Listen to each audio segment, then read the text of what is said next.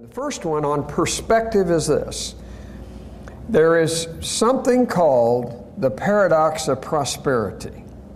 And I'll illustrate it. When Judy and I got married, we were at Indiana University. I still had 2 years to go in college because I'd flunked out twice.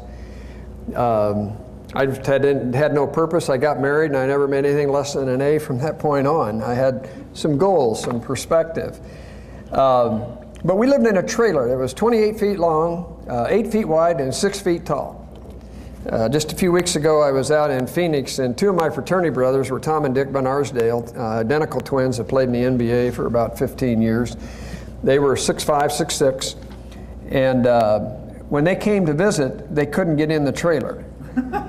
They were too big together to get in the trailer. You could sit on the pot, do the ironing, wash the dishes, and never have to move.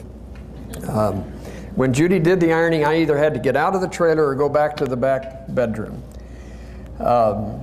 So then fast forward, we've been married now 44 years, and where I am today, starting from that trailer, there were a whole bunch of decisions we didn't have to make, such as what kind of car to buy, what kind of clothes to buy.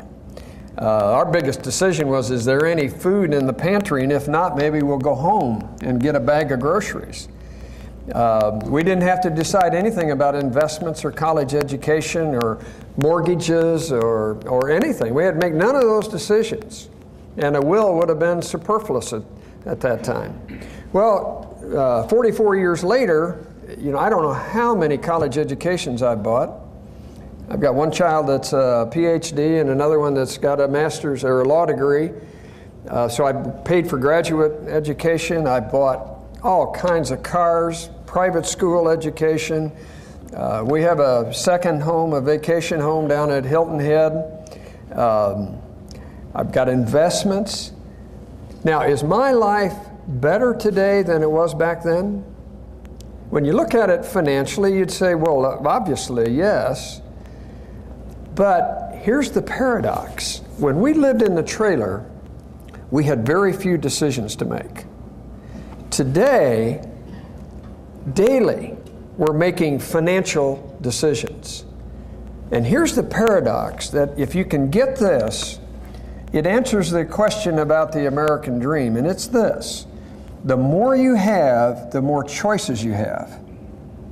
And the more choices you have, the less freedom you have. And frankly, the less peace of mind and the less contentment. I'm not denigrating wealth or being successful from a financial standpoint, but don't think that more is the answer to your question. Somebody said one time, if you're not content where you are, you'll never be content to where you're going. And that's really the point. It's not an issue of more. Wealth and money and so forth, to me, are symptomatic of other qualities of life that people evidence and experience.